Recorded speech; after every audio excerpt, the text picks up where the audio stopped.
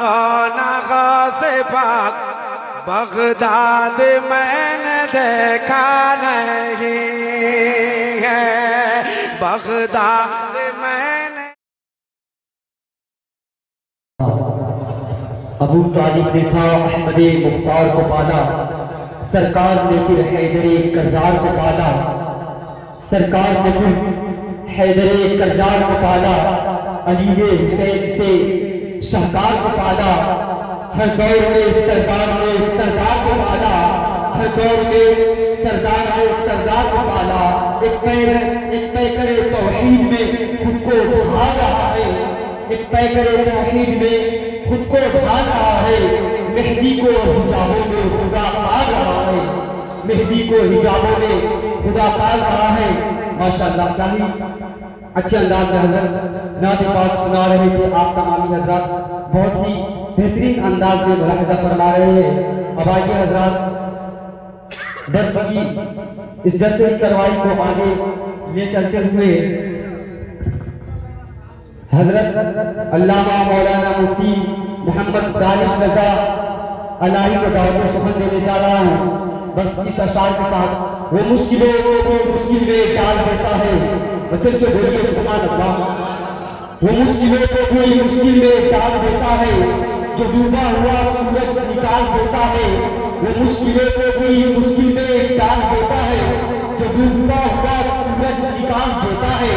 یہ میری ماں نے بتایا تھا ہم کو بچپن میں، یہ میری ماں نے بتایا تھا ہم کو بچپن میں، نبی کا ذکر تو مصیبت کو ٹال دیتا ہے، نبی کا ذکر تو مصیبت کو ٹال دیتا ہے۔ اب آج آزاد کا استقبال نعرے تکبیر و نعرے رسالت سے کرتے ہیں۔ نعرے تکبیر، نعرے رسالت، مسلک اعلیٰ حضرت، مسلک اعلیٰ حضرت حضرت دانش رضا الہی صاحب، حضرت دانش رضا الہی صاحب۔ نعرے حیدری، نعرے حیدری، یا حسین، دونوں ہاتھوں کو اٹھائیے اور بولیے یا حسین، یا حسین، یا حسین۔ علی کے عشق میں ایسا کمال کر دوں گا، علی کے عشق میں ایسا کمال کر دوں گا، خراب ہو جو طبیعت بحال کر دوں گا۔ لگا کے نعرے حیدری ہر ایک بستی میں، لگا کے نعرے حیدری ہر ایک بستی میں، منافقوں کا میں جینا حرام کر دوں گا۔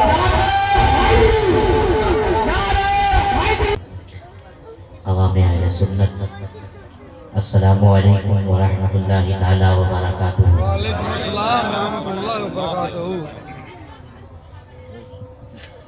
نحمده ونستعینه ونستغفره ونؤمن به ونتوکل علیہ ونعوذ باللہ من شرور انفسنا ومن سیئات اعمالنا، من يهده الله فلا مضل له ومن يضلله فلا هادي له، ونشهد أن لا إله إلا الله وحده لا شريك له، ونشهد أن محمدا عبده ورسوله، أما بعد، قال الله تبارك وتعالى في القرآن المجيد والفرقان الحميد: يا أيها الذين آمنوا ادخلوا في السلم كافة، صدق الله المولانا العظيم، وصدق رسوله النبي الأمين المتين المبين الكريم، ونحن على ذلك لمن الشاهدين والشاكرين، والحمد لله رب العالمين۔ محترم بزرگوں، دوستوں، عزیز بچوں، ابتدا سے لے کر اب تک آپ حضرات انتہائی پرجوش، پرکیف طریقے طریقے سے نعتیہ اشعار سماعت فرما رہے تھے۔ مجھ سے بیشتر عالی قدر بلبل باغ مدینہ حضرت حافظ وقاری انور رضا رضوی صاحب قبلہ، اور ان سے بیشتر حضرت حافظ وقاری ضیاء الحق ضیاء صاحب قبلہ، اور ان سے بیشتر مختلف شعراء نے، خطبہ نے نہایت ہی خوبصورت لہو و لہجے میں اپنی دل نشین اور دل ربا آواز کے ذریعے آپ حضرات تک اشعار اور مناقب پیش کیے ہیں۔ کچھ دیر مجھے سماعت کریں، اس سے پہلے آئیے ہم اور آپ مل کر ہم سب کے آقا و مولا، دونوں عالم کے مالک و مختار، بے سہاروں کے سہارا، غریبوں کے ماوا، یتیموں کے ملجا، یعنی احمد مجتبیٰ محمد مصطفیٰ صلی اللہ تعالی علیہ وسلم کی بارگاہ میں نہایتی ادب و احترام کے ساتھ درودوں کی ڈالی محبت کی تھالی میں سجا کر پیش کریں۔ پڑھیں درود پاک، اللہم صلی علی سیدنا شفیعنا حبیبنا طبیبنا قلوبنا و مولانا محمد معدن الجود والکرم منبع الحلم والعلم والحکم وعلی آلہ وبارک وسلم۔ ایک بار اور نبی و آل نبی کی بارگاہ میں درود پاک پڑھتے ہیں۔ اللہم صلی علی صلو علیہ صلاۃ و سلام علیک یا حبیبی یا رسول اللہ صلی اللہ تعالی علیہ وسلم۔ اللہ رب العزت نے لفظ کن سے اس کائنات کو پیدا فرمایا، اور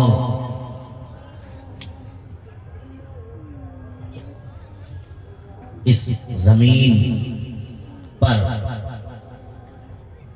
کم و بیش اللہ رب العزت نے 1,24,000 انبیاء اکرام کو بھیجا۔ سارے انبیاء اکرام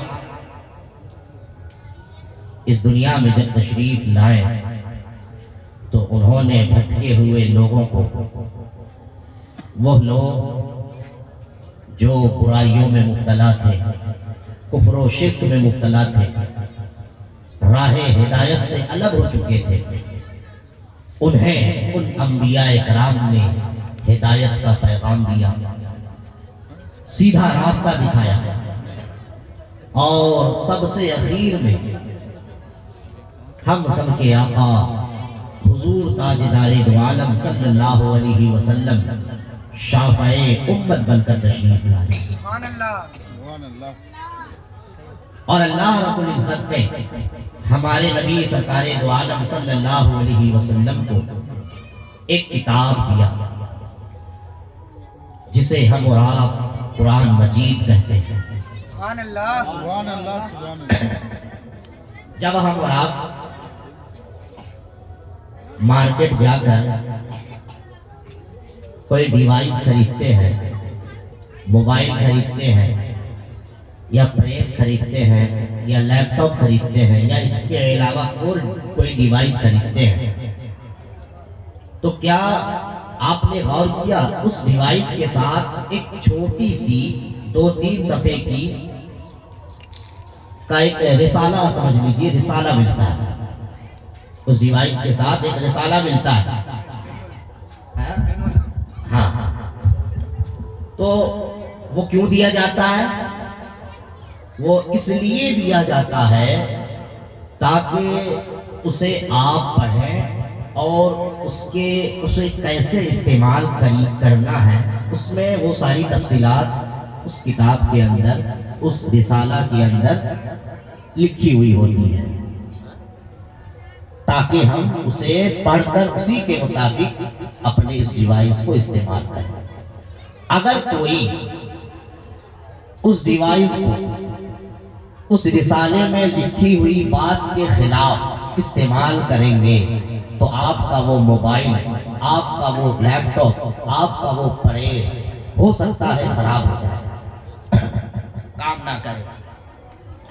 اسی طرح اللہ تبارک و تعالی نے ہم مسلمانوں کو زندگی گزارنے کے لیے ہماری لائف سٹائل کیسی ہونی چاہیے، ہمارا طور طریقہ کیسا ہونا چاہیے، ہمارا اٹھنا بیٹھنا کیسا ہونا چاہیے، ہمارا سونا جاگنا کیسا ہونا چاہیے، ہمارا کھانا پینا کیسا ہونا چاہیے، ہماری عبادت کیسی ہونی چاہیے، ان تمام چیزوں کو جاننے کے لیے اللہ رب العزت نے قرآن کریم دیا، قرآن کریم دیا تاکہ ایک مسلمان قرآن کریم کو پڑھ کر اس کی تفصیلات کو جان کر اس کی تشریحات سے آگاہی حاصل کر کے اپنی زندگی قرآن کے مطابق گزارے۔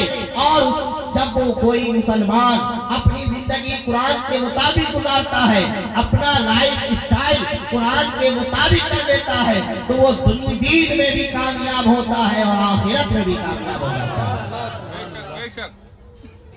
اسی قرآن کریم کی ایک آیت کریمہ میں نے آپ حضرات کے سامنے پڑھا۔ کیا پڑھا؟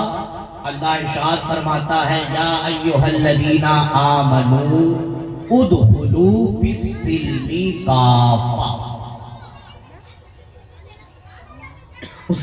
اسی قرآن سے ہم نے پڑھا ہے جو ہمارے لیے لائف سٹائل ہے، جو ہمارے لیے ضابطۂ حیات ہے، جسے پڑھ کر جس پر عمل کر کے ہم ہدایت یافتہ ہوں گے۔ آج ہمارے یہاں کیا ہوتا ہے کہ قرآن کو ہم نے صرف تلاوت کے لیے رکھا ہے، بلکہ بعض گھروں میں تو تلاوت بھی نہیں ہوتی ہے، اسے جزدان میں رکھ کر ایک کونے میں رکھا ہوا ہے، دیکھتا بھی نہیں ہے کہ اس میں کیا کتنی گندگی کتنی جالے وغیرہ لگے ہیں، اسے صاف بھی نہیں کرتے۔ تو یاد رکھیں قرآن کریم صرف تلاوت کے لیے نہیں ہے، بلکہ قرآن کریم اس لیے ہے کہ اسے پڑھ کر اسے سمجھ کر ہم اس کے مطابق اپنی زندگی گزاریں۔ آج آپ نے دیکھا ہے اکثر جلسوں میں، میلادوں میں، محفلوں میں علماء کرام جب خطبہ پڑھتے ہیں، خطبہ پڑھنے کے بعد قرآن کی کوئی آیت یا حدیث کا کوئی ٹکڑا تلاوت کرتے ہیں۔ کیوں؟ تاکہ ہم اس قرآن کی آیت کے مطابق اور حدیث کے مطابق لوگوں کو اللہ کا پیغام بتا سکیں۔ تو ہم نے قرآن کی آیت پڑھا، اللہ ارشاد فرماتا ہے یا ایھا الذین آمنوا ادخلوا فی السلم کافہ، اے ایمان والے، یا ایھا الذین آمنوا، اے ایمان والے، ادخلوا، داخل ہو جاؤ، فی السلم، اسلام میں، کافہ، مکمل طریقے سے۔ دیکھیے یہاں ایک نقطہ بیان کرتا ہوں، سنیں۔ اللہ رب العزت فرماتا ہے اے ایمان والے، اسلام میں داخل ہو جاؤ۔ جو اسلام میں داخل ہوتا ہے وہی تو ایمان والا ہوتا ہے۔ جس کے اندر اسلام نہیں ہوگا تو وہ ایمان والا ہوگا؟ نہیں ہوگا، وہ غیر ایمان والا ہوگا۔ جو کلمہ نہیں پڑھتا ہے کیا ہم اسے ایمان والا کہتے ہیں؟ نہیں کہتے ہیں۔ جو کلمہ پڑھتا ہے ہم اسے ایمان والا کہتے ہیں۔ لیکن اللہ سے کہہ رہا ہے یا ایھا الذین آمنوا، اے ایمان والے، اسلام میں داخل ہو جاؤ، اے ایمان والے، اسلام میں داخل ہو جاؤ۔ اس کی کیا وجہ ہے؟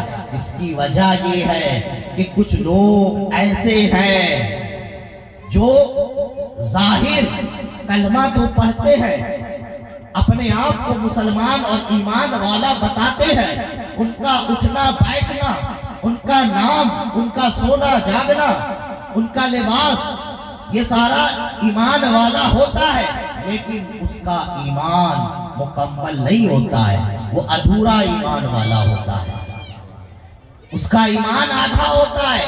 اس لیے اللہ نے ان لوگوں سے کہا کہ اے ایمان والے، تم اسلام میں آدھا مت رہو بلکہ مکمل داخل ہو جاؤ۔ اور یہاں پر میں آپ حضرات کو ایک بات بتاؤں، داخل ہونا، انٹر کرنا دو طرح سے ہوتا ہے۔ یہ مجلس ہے نا، یہاں ایک دروازہ اور ایک دروازہ ادھر ہے۔ ابھی آپ لوگ یہاں بیٹھے ہوئے ہیں تو ابھی کہا جائے گا آپ لوگ اس پینڈال کے اندر داخل ہیں۔ پھر اب جب آپ اس پینڈال سے باہر نکل بھی سکتے ہیں تو اس وقت نہیں کہا جائے گا کہ آپ داخل ہیں، بلکہ آپ نکلے ہوئے ہیں، ہے نا؟ تو ایک داخل ہونا اس طرح ہوتا ہے کہ داخل ہونے کے بعد اس سے نکل جائے، اور ایک داخل ہونا اس طرح ہوتا ہے کہ آپ ایک گلاس پانی لیجئے اور اس پانی کے اندر آپ رنگ ڈال دیجئے، اس پانی کے اندر آپ رنگ ڈال دیجئے۔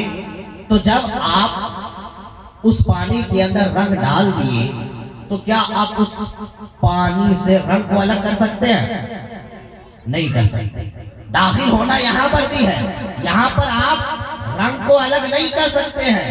اسی طرح اسلام میں داخل ہونا اس طرح ہوگا کہ جس طرح آپ ایک گلاس کے اندر جب رنگ ڈال دیا جاتا ہے تو اس گلاس سے رنگ کو الگ کرنے کے لیے آپ دنیا کا کوئی ٹرک اپنا لیجئے، کوئی طریقہ اپنا لیجئے، جو چاہے کر لیں، لیکن آپ اس گلاس سے رنگ کو کبھی بھی الگ نہیں کر سکتے ہیں۔ اسی طرح اللہ تبارک و تعالیٰ کہہ رہا ہے اے ایمان والے، تم اسلام میں اس طرح داخل ہو جاؤ کہ جس طرح ایک رنگ کو پانی سے الگ نہیں کیا جا سکتا ہے، اسی طرح تم اسلام میں ایسے داخل ہو جاؤ کہ تمہارا اسلام، تمہارا ایمان تم سے الگ نہیں ہو سکے۔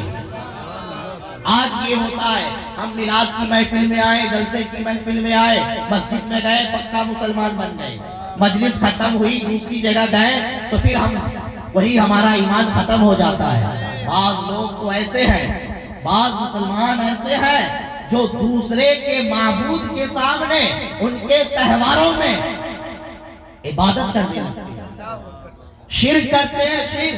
اور پتہ ہے اللہ تبارک و تعالیٰ ارشاد فرماتا ہے کہ اللہ بندے کی تمام گناہ کو معاف فرما دے گا، لیکن ایک گناہ ایسا ہے کہ اسے کبھی معاف نہیں کرے گا، اور وہ گناہ شرک ہے۔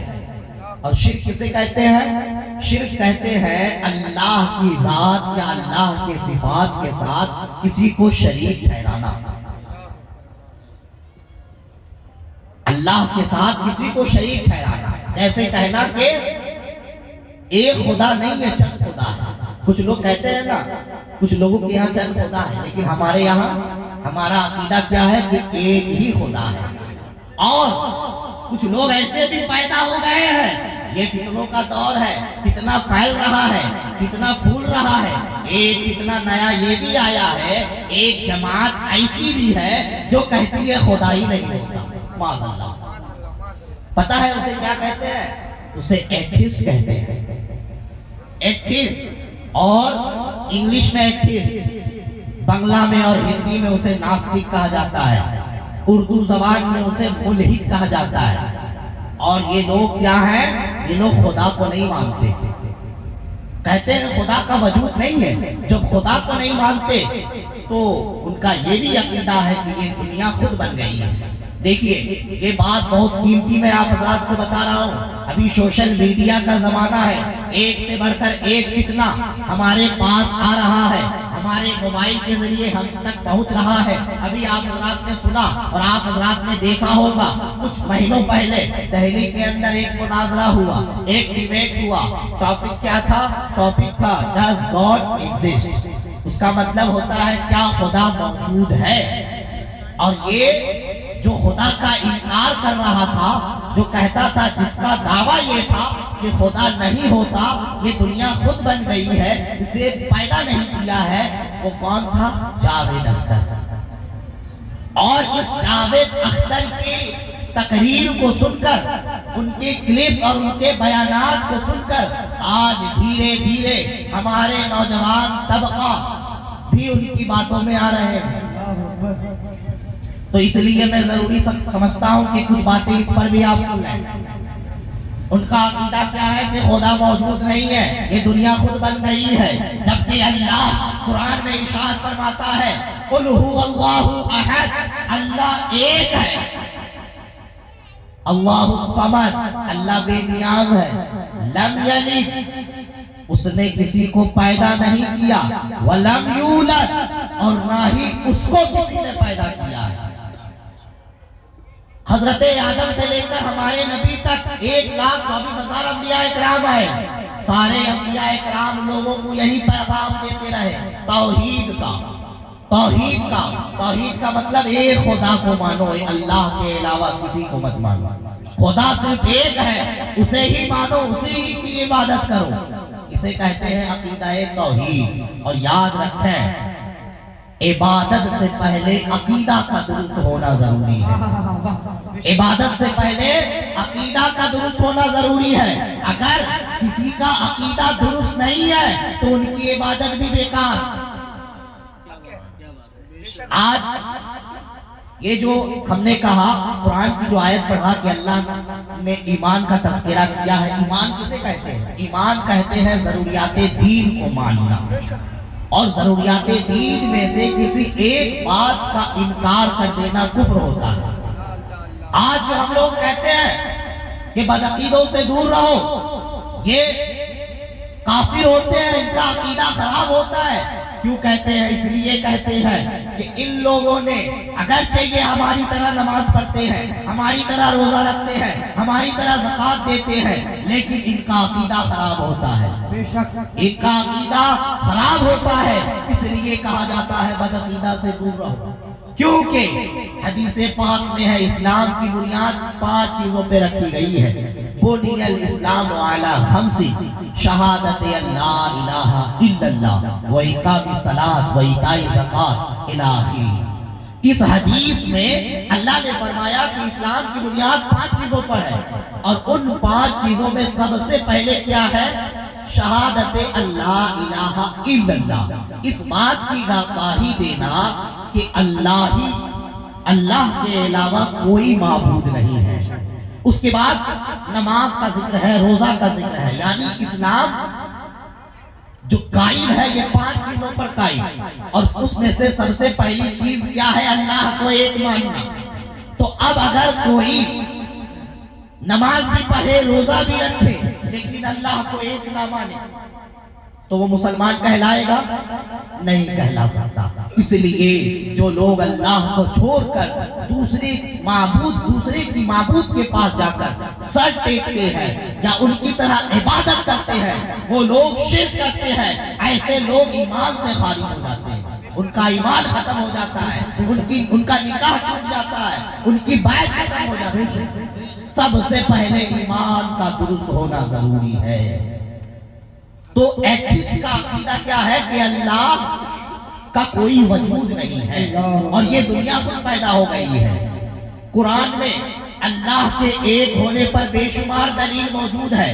قرآن کی بہت سی آیتیں کریمہ یہ بتا رہی کہ اللہ ایک ہے، اس پوری کائنات کا پیدا کرنے والا ایک ہے، اللہ کے علاوہ کسی نے اس کائنات کو پیدا نہیں کیا۔ قرآن کے علاوہ حدیث میں اور عقل بھی یہی کہتی ہے کہ اللہ موجود ہے، اور اس خالق اس دنیا کو اللہ نے پیدا کیا۔ دیکھیں حضرت امام اعظم رحمت اللہ علیہ، آپ اور ہم جس کی طرف منسوب کر کے اپنے آپ کو حنفی کہتے ہیں، حضرت امام اعظم رحمت اللہ علیہ کے زمانے میں ایک ناستک شخص تھا۔ جب انہوں نے سنا کہ حضرت امام اعظم بہت بڑے علم کے کوہ ہمالا ہیں، علم کے اعتبار سے بہت بڑے ہیں، ان کا کوئی ثانی نہیں ہے، وہ ایتھسٹ آدمی، وہ ملحد انسان، وہ ناستک انسان حضرت امام اعظم کو چیلنج کیا، ڈیبیٹ کا، مناظرہ کرنے کا، حضرت امام اعظم تک پیغام بھیجا اور کہلوایا کہ میں آپ سے مناظرہ کہنا چاہتا ہوں کہ یہ دنیا خود بنی ہے، اسے کسی نے پیدا نہیں کیا ہے، اللہ موجود نہیں ہے۔ اس بات پر انہوں نے حضرت امام اعظم سے مناظرہ کا چیلنج کیا۔ تاریخ متعین ہوئی، دن متعین ہوا، وقت متعین ہوا۔ حضرت امام اعظم جب تاریخ آئی تو وہ ایتھیسٹ، وہ ناستک انسان اس جگہ پہنچ گیا، لیکن حضرت امام اعظم وہاں پہنچے نہیں تھے۔ حضرت امام اعظم کے پہنچنے میں تاخیر ہو گئی۔ وہ ایتھیسٹ آدمی حضرت امام اعظم جب وہاں بعد میں پہنچے تو وہ ایتھیسٹ، وہ ناستک حضرت امام اعظم سے کہتا ہے آپ تو بہت بڑے امام ہیں، آپ تو کوہ ہمالیہ ہے، آپ کی کوئی نظیر نہیں ہے، آپ کا کوئی ثانی نہیں ہے، اور آپ کو ہم نے مناظرے کا دعوت دیا تھا، اور جو تاریخ اور دن متعین ہم نے کیا تھا، جو وقت متعین کیا تھا، آپ اس وقت سے تاخیر سے آئے ہیں، آپ لیٹ سے آئے ہیں۔ اور مناظرہ کا ایک اصول ہوتا ہے، ایک ضابطہ ہوتا ہے کہ اگر کوئی وقت پر ڈیبیٹ گاہ میں نہ پہنچے، مناظرہ گاہ میں نہ پہنچے تو وہ ہارا ہوا انسان مانا جاتا ہے۔ حضرت امام اعظم سے وہ ناستک انسان کہنے لگا کہ آپ جو یہاں آئے ہیں، آپ لیٹ سے آئے ہیں، آپ مناظرہ ہار چکے ہیں۔ میں اپنی بات پر سچا ہوں، میں جو کہتا ہوں کہ یہ دنیا خود بنی ہے، خدا کا وجود نہیں ہوتا ہے، میں صحیح کہہ رہا ہوں۔ حضرات گرامی، حضرت امام اعظم کہتے ہیں ٹھہر جاؤ، غور سے سنیں۔ حضرت امام اعظم کہتے ہیں ٹھہر جاؤ، سنو۔ جب میں گھر سے باہر نکلا اور یہاں آ رہا تھا، جب یہاں پر آیا تو راستے میں یہاں آنے سے پہلے ایک دریا مجھے ملا، اور دریا کو پار کرنے کے لیے کوئی پل کا انتظام نہیں تھا، کوئی ناؤ کا انتظام نہیں تھا، کوئی کشتی کا انتظام نہیں تھا۔ آخر میں دریا کو پار کرتا تو کیسے پار کرتا؟ میں وہاں 2 منٹ کے لیے، میں وہاں کچھ دیر کے لیے ٹھہر گیا۔ جب ٹھہرا تو کیا دیکھتا ہوں، میرے سامنے ایک بہت بڑا درخت موجود تھا۔ وہ درخت خود بخود کٹنے لگا، اور کٹنے کے بعد وہ تختہ بننے لگا۔ جب تختہ بنا تو تختہ بننے کے بعد پھر وہ ناؤ کی شکل اختیار کر لیا۔ جب ناؤ بنا اور میرے سامنے آ گیا، پھر اس ناؤ میں بیٹھ کر میں دریا کو پار کر کے یہاں تک پہنچا ہوں۔ اب تم بتاؤ، درخت کا کٹنا، تختہ کا باہر آنا اور ناؤ کا بننا، کیا یہ اس کو کرنے کے لیے، اس کو ہونے کے لیے وقت کی ضرورت ہے یا نہیں ہے؟ اس نے کہا یقیناً وقت کی ضرورت ہے، لیکن وہ کہتا ہے لیکن میں یہ آپ کی بات نہیں مانتا، میں آپ کی بات تسلیم نہیں کرتا ہوں۔ بھلا کوئی درخت خود کٹ سکتا ہے، اور کٹنے کے بعد کوئی درخت خود بخود تختہ بن سکتا ہے، تختہ بننے کے بعد خود بخود ناؤ بن سکتا ہے۔ جب تک کوئی درخت کاٹنے والا نہیں ہوگا، درخت نہیں کٹے گا۔ جب تک کوئی ناؤ بنانے والا نہیں ہوگا، ناؤ نہیں بنے گا۔ حضرات گرامی، حضرت امام اعظم کہتے ہیں یہی تو میں کہنا چاہتا ہوں، یہی تو میرا دعویٰ ہے کہ یہ پوری کائنات جو شروع سے لے کر اب تک قائم ہے، ہمارے سروں کے اوپر آسمان جو شروع سے لے کر آج تک ہمارے سروں کے اوپر ہے، یہ زمین جو نیچے ہے، آسمان کے اوپر چاند ستارے اور سورج جو چمک رہے ہیں، یہ کیا خود ہو گیا ہے؟ یقیناً خود نہیں ہوا ہے۔ جب تک کوئی بنانے والا نہیں ہوگا تب تک زمین و آسمان نہیں ہو سکتی ہے۔ اور یہی تو میں کہتا ہوں کہ یقیناً یہ جس طرح ایک درخت بغیر کاٹے ہوئے نہیں کٹ سکتا ہے، اسی طرح یہ کائنات بغیر بنائے ہوئے نہیں بن سکتی ہے۔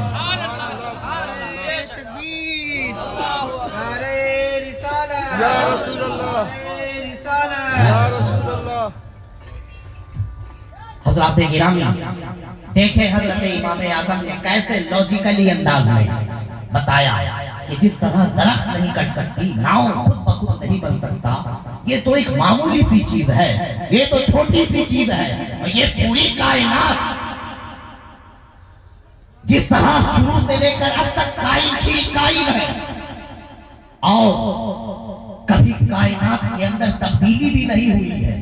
کیا کبھی یہ سورج جو پورب سے نکل رہا ہے پچھم میں ڈوب رہا ہے، جب سے یہ کائنات بنی ہے، جب سے یہ سورج بنا ہے، اس وقت سے لے کر آج تک اسی طرح کر رہا ہے۔ سورج کی روشنی دن کے اجالے میں کبھی ختم نہیں ہوئی، چاند کی چاندنی کبھی ختم نہیں ہوئی، آسمان کبھی نیچے نہیں آیا، زمین کبھی اوپر نہیں گئی، یہ جس طرح قائم ہے اسی طرح قائم ہے۔ اس سے یہ بات بھی سمجھ میں آتی ہے کہ کیا کہ اس کائنات کو بنانے والا چند نہیں ہے بلکہ ایک ہے. کیسے؟ دیکھیں، آپ ایک ملک میں اگر 2 پرائم منسٹر ہو، ایک ملک میں 2 پرائم منسٹر ہو تو رول اور قانون سسٹم بنانے میں دونوں کے درمیان انبن ہوگا. کوئی چاہے گا کہ ہم راجدھانی، ملک کی راجدھانی کسی اور شہر کو بنائے، کوئی چاہے گا کہ اس شہر کو نہیں دوسرے شہر کو بنائے، کوئی چاہے گا کہ آج لاک ڈاؤن لگا دیا جائے، کوئی چاہے گا آج ہڑتال کر دیا جائے. ملک کا نظام، ملک کا سسٹم درہم برہم ہو جائے گا، ملک تباہ و برباد ہو جائے گا. لیکن اگر ملک کو چلانے والا ایک انسان ہو تو نظام اور سسٹم میں تبدیلی نہیں ہوگی، ہے نا؟ وہ سسٹم برابر اسی طرح رہے گی. اسی طرح یہ کائنات جس طرح شروع سے لے کر آج تک ہے اسی طرح ہے. کیا کبھی تبدیلی ہوئی؟ کبھی کوئی تبدیلی نہیں ہوئی ہے. سورج کی روشنی میں کبھی آئی ہے؟ نہیں آئی ہے. چاند کی چاندنی کبھی ختم نہیں ہوئی ہے. اور اسی بات کو اللہ تبارک و تعالی قرآن کریم میں ارشاد فرماتا ہے، لو کانا فیہما آلہۃ الا اللہ لفسدتا. اللہ ارشاد فرماتا ہے، اے لوگوں سنو، کان کھول کر سنو، کیا یہ کہ اگر زمین و آسمان میں اللہ کے علاوہ، اللہ کو چھوڑ کر کوئی اور بھی معبود ہوتا، اللہ کے علاوہ کوئی اور بھی خدا ہوتا تو یہ اس کائنات کا سسٹم، اس کائنات کا نظام درہم برہم ہو جاتا. لیکن اس کائنات کا نظام، اس کائنات کا سسٹم نہ کل درہم برہم ہوا ہے، نہ آج ہوا ہے، نہ قیامت تک ہوگا. یہ اس سے اس بات کا پتہ چلتا ہے کہ ہمارا خالق، ہمارا مالک، ہمارا خدا چند نہیں ہے بلکہ ایک ہے. نعرہ تکبیر، نعرہ رسالت، مسلک اعلیٰ حضرت، فیضان اعلیٰ حضرت. پستی پستی کریا کریا، پستی پستی کریا کریا. مفتی دانش رضا علائی صاحب، مفتی دانش رضا علائی صاحب. نعرہ تکبیر، نعرہ رسالت. دیکھیے، جب بات چلی ہے تو ایک بات اور سنیں. ہم نے کیا کہا؟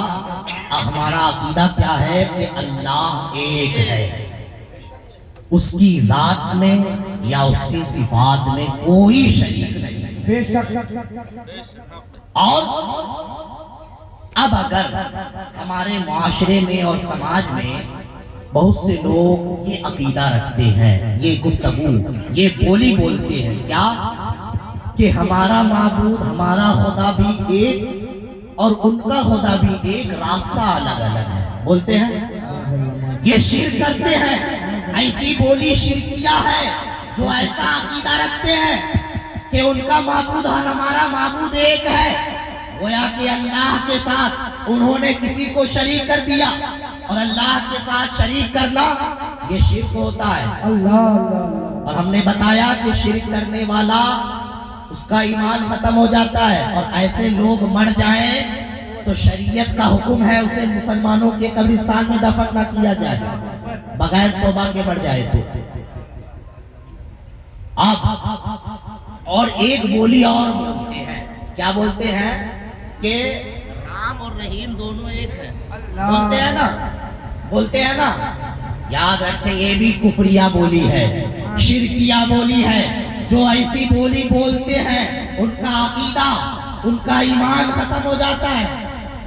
ہم اس کو خدا مانتے ہیں جس کو کسی نے پیدا نہیں کیا ہے، جس کو کسی نے بنایا نہیں ہے، بلکہ وہ خود پیدا ہوا ہے. قرآن میں اللہ فرماتا ہے، لیسا کمثلہ شیء. اللہ کی ذات وہ ہے جس کی طرح کوئی چیز نہیں. اچھا، یہاں جب بات آئی ہے تو سنیں. ایتھسٹ یہ کہتے ہیں کہ آپ لوگ خدا کو پوجتے ہیں. کیا ناستک لوگ کہتے ہیں کہ آپ خدا کو پوجتے ہیں لیکن خدا تو دکھائی نہیں دیتا.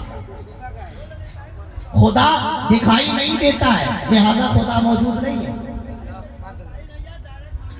وہ کہنا یہ چاہتے ہیں کہ خدا ہونے کے لیے دکھائی دینا ضروری ہے. اچھا، آپ لوگ بھی سوچ سکتے ہوں گے کہ جب خدا ہے تو دکھائی کیوں نہیں دیتا؟ آپ لوگ بھی سوچ سکتے ہو. لیکن یاد رکھیں خدا کا ہونے کے لیے اس کا دکھائی دینا ضروری نہیں ہے. جس طرح کے آپ نے ہوا کو دیکھا ہے، ہوا کو کوئی دیکھا ہے؟ کوئی نہیں دیکھا. محسوس کرتے ہیں، محسوس کرتے ہیں ہوا کو. اسی طرح جب آپ ہوا کو دیکھتے نہیں، لیکن آج تک کسی انسان نے کہا کہ ہوا نہیں ہوتا؟ کوئی کہا ہے؟ جو کہے گا کہ ہوا نہیں ہوتا ہے اس سے بڑا پاگل کوئی نہیں ہوگا. پورا سماج، پورا گاؤں، پورا محلہ والا اسے کہے گا یہ پاگل ہے، اسے پاگل خانہ لے جاؤ. جب خدا ایتھسٹ کہتے ہیں، ناستک کہتے ہیں کہ خدا ہونے کے لیے اس کا دکھائی دینا ضروری، لیکن ہم کہتے ہیں کہ خدا ہونے کے لیے دکھائی دینا ضروری نہیں ہے. جس طرح کے ہم ہوا کو مانتے ہیں، ہوا کو مانتے ہیں کہ ہوا موجود ہے لیکن ہم محسوس کرتے ہیں، اسی طرح اللہ موجود ہے لیکن اللہ دکھائی نہیں دیتا. اللہ کے جلوے دکھائی دیتے ہیں، اللہ کی قدرت دکھائی دیتی ہے. یہ کائنات اللہ کا قدرت ہے، اللہ کا جلوہ ہے. یہی کائنات کو دیکھ کر خدا کے موجود ہونے کا پتہ چلتا ہے. نعرہ تکبیر، نعرہ رسالت، مسلک اعلیٰ حضرت، فیضان اعلیٰ حضرت، پستی پستی کریا کریا، نعرہ حیدری.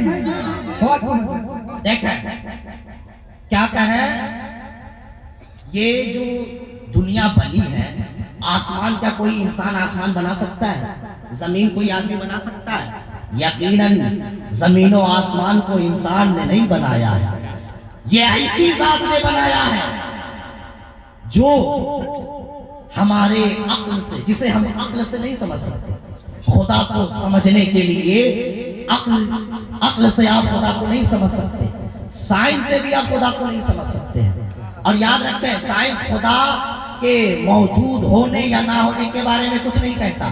یہ بھی نہیں کہتا کہ خدا نہیں ہے اور یہ بھی نہیں کہتا کہ خدا ہے، لیکن یہ کہتا ہے کہ یہ خدا کے جلوے اور خدا کی قدرت، خدا کا نیچر موجود ہے. یہ سائنس کہتا ہے. جب خدا کے جلوے کو مان رہا ہے، خدا کی قدرتوں کو مان رہا ہے، تو پھر خدا کو بھی نہیں مانتا. خدا کو بھی ماننا ہوگا. اور ایک چیز، یہ جو دنیا ہے، ایک چیز کیا کہتے ہیں کہ خدا دنیا میں دکھائی نہیں دیتا. یہ دنیا کیا ہے؟ کریشن، مخلوق. ہم لوگ سب مخلوق ہیں، دنیا بھی، کائنات بھی مخلوق ہے. مخلوق کسے کہتے ہیں؟ جسے پیدا کیا گیا ہو، جسے بنایا گیا ہو، اسے مخلوق کہا جاتا ہے. اور ایک ہوتا ہے خالق، کریٹر، جو پیدا کرتا ہے. یہ موبائل، اس کو کس نے بنایا؟ اس مائک کو کس نے بنایا؟ انسان نے. موبائل کے اندر انسان ہوگا یا موبائل کے باہر؟ جس نے بنایا ہے، جو کریٹر ہوتا ہے وہ کریشن کے اندر نہیں ہوتا. جو خالق ہوتا ہے وہ مخلوق کے اندر نہیں ہوتا. تو جب ہم یہ مانتے ہیں کہ یہ دنیا، اس دنیا کو خدا نے بنایا ہے، یہ دنیا مخلوق ہے، تو اب اس دنیا میں خدا کو تلاش کرنے والے پاگل ہیں کہ نہیں؟ جس طرح کے موبائل کے اندر موبائل کو بنانے والا، دنیا کے موبائل کے اندر اگر کوئی تلاش ہے کہ موبائل بنانے والا موبائل کے اندر ہے تو اسے پاگل کہا جائے گا کہ نہیں؟ یقیناً وہ پاگل کہا جائے گا، اسے کہا جائے گا. آخر جو بنایا وہ اندر تھوڑی ہوتا ہے، وہ باہر ہوتا ہے. اسی طرح یہ کائنات، یہ دنیا، یہ وقت ہے، یہ کائنات ہے، یہ مخلوق ہے. اس کے اندر خدا کیسے ہوگا؟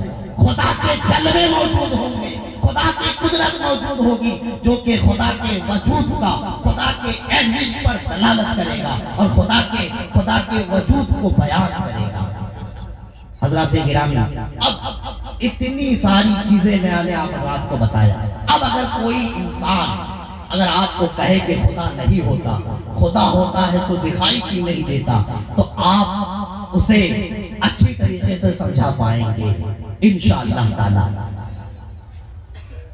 ایک چونکہ یہ آمد رمضان کانفرنس ہے نا، آج 26 تاریخ ہے، 26 شعبان المعظم، اور 3 دنوں کے بعد کچھ دنوں کے بعد رمضان کا چاند دیکھنا ہے ہم لوگوں کو، اس کے بعد روزہ رکھیں گے۔ روزہ یہ ایسی عبادت ہے، دیکھیے یہاں پہ میں آپ حضرات کو کلیئر کر دوں، خدا موجود ہے، خدا ہے، اگرچہ یہ مخلوق میں اس کریشن کے اندر ہم اور آپ دیکھ نہیں پا رہے ہیں، لیکن ایک دن ایسا آئے گا کہ اللہ تبارک و تعالیٰ اپنے جلووں سے ہم ایمان والے کو مشرف فرمائے گا۔ خدا کو آج تک صرف ایک ذات نے دیکھا ہے، اور وہ ہم سب کے آقا حضور تاجدار کائنات کی ذات ہے۔ جب اللہ تبارک و تعالیٰ نے ہمارے نبی کو معراج عطا کیا، اپنے قریب بلایا، قریب سے قریب بلا کر اپنا جلوہ دکھایا تھا، صرف ایک ہی ذات نے دیکھا ہے، اور اللہ ان کے علاوہ بھی بہت سی انبیاء نے خدا کو دیکھنے کی خواہش ظاہر کیا، لیکن جب اللہ نے اپنا جلوہ دکھایا نہیں بلکہ اپنے جلوہ کا ایک چھیٹا صرف پہاڑ پر نازل کیا، تو وہ پہاڑ اللہ کے جلووں کو برداشت نہ کر سکا، پہاڑ ریزہ ریزہ ہو گیا۔ تو اب جب پہاڑ ریزہ ریزہ ہو گیا، وہ انبیاء، وہ نبی حضرت موسیٰ کلیم اللہ کے جلووں کو دیکھ کر تاب نہ لا سکے، تو ہم اور آپ عام انسان اللہ کے جلووں کو کیسے برداشت کریں گے؟ ابھی برداشت نہیں کر سکتے۔ اس لیے اللہ نے ایمان والوں کے لیے حساب و کتاب کے بعد سب سے بڑا انعام اللہ اپنا جلوہ دکھانا رکھا ہے۔ بروز قیامت اللہ تعالیٰ کے جلووں سے، اللہ کی دیدار سے ہم اور آپ، ہم ایمان والے یقیناً مشرف ہوں گے۔ روزہ کے بارے میں اللہ نے ارشاد فرمایا کہ روزہ یہ ایسی عبادت ہے، جب روزے دار روزہ رکھتا ہے تو اللہ فرماتا ہے کہ روزہ یہ ایسی عبادت ہے جس کی جزا میں خود ہوں، یعنی روزہ رکھنے والوں کو اللہ تبارک و تعالیٰ اپنا دیدار کرائے گا، اپنا دیدار کرائے گا۔ نماز ہے، زکوٰۃ ہے، اور بہت سی عبادتوں ہیں، لیکن سب کے بارے میں نہیں کہا کہ نماز پڑھ لو تمہیں میں اپنا جلوہ دکھاؤں گا، روزہ رکھ لو میں اپنا دیدار کراؤں گا، لیکن روزہ یہ ایسی عبادت ہے جس کے بارے میں اللہ نے بیان فرمایا کہ روزہ رکھو، اس کی جزا میں خود ہوں، یعنی روزہ رکھنے والوں کو اللہ اپنا جلوہ دکھائے گا۔ اور روزہ کسے کہتے ہیں؟ روزہ کہتے ہیں صبح صادق سے لے کر فجر غروب آفتاب تک، سورج ڈوبنے تک نہ کھانا نہ پینا اور اپنی اہلیہ سے نہ ملنا، اسی کا نام روزہ ہے، اللہ کی رضا کے لیے۔ دیکھیے کچھ مسئلہ مسائل بھی آپ حضرات سنیں، رمضان آ رہا ہے، جاننا بے حد ضروری ہے۔ ہم نے روزہ کی تعریف کیا کیا؟ صبح صادق سے لے کر سورج کے ڈوبنے تک کھانے پینے اور بیوی سے نہ ملنے کا نام روزہ ہے۔ صبح صادق کا، صبح صادق کب ہوتا ہے؟ صبح صادق رمضان کے مہینے میں جو اذان ہوتی ہے نا، اذان، یہ صبح صادق کا ٹائم ہوتا ہے۔ فجر کا وقت صبح صادق سے شروع ہوتا ہے۔ محلے جو اصل بات میں کہنا چاہتا ہوں وہ یہ کہ ہمارے محلے میں، سماج میں رمضان کے مہینے میں ایسا بھی ہوتا ہے کبھی کبھی لوگ فجر کی جب اذان ہوتی ہے اس وقت کھا رہے ہوتے ہیں، پی رہے ہوتے ہیں۔ کھاتے ہیں کہ نہیں؟ آپ لوگ بھی کھاتے ہوں گے، پیتے ہوں گے۔ یاد رکھیں، مسئلہ بتا کے جا رہا ہوں، غور سے سنیں گے، ہے نا؟ غور سے سنیں۔ جو لوگ اذان کے وقت کھاتے ہیں پیتے ہیں اس کا روزہ نہیں ہوگا، کیونکہ روزہ وہ شروع ہونے کا وقت ہوتا ہے۔ صبح صادق سے کھانا نہیں ہے، پینا نہیں ہے، صبح صادق سے، اور اذان صبح صادق میں ہوتی ہے۔ جب فجر کا وقت شروع ہو جاتا ہے، صبح صادق شروع ہو جاتا ہے، اس وقت اذان ہوتی ہے۔ یعنی سحری کا وقت اذان کے ہونے سے پہلے ہے۔ تو جو انسان اذان کے وقت پانی پی رہا ہوتا ہے، کھا رہا ہوتا ہے، اس انسان کا روزہ نہیں ہوتا ہے۔ یہ آپ حضرات سن لیں، بہت سے لوگوں کو، بلکہ یہ لوگ سیکھتے نہیں، جانتے نہیں، اس لیے لوگ اپنے روزوں کو برباد کر رہے ہیں۔ اپنے روزے کو برباد ہونے سے بچائیے۔ اور ایک چیز یاد رکھیں، سحری کھانا سنت۔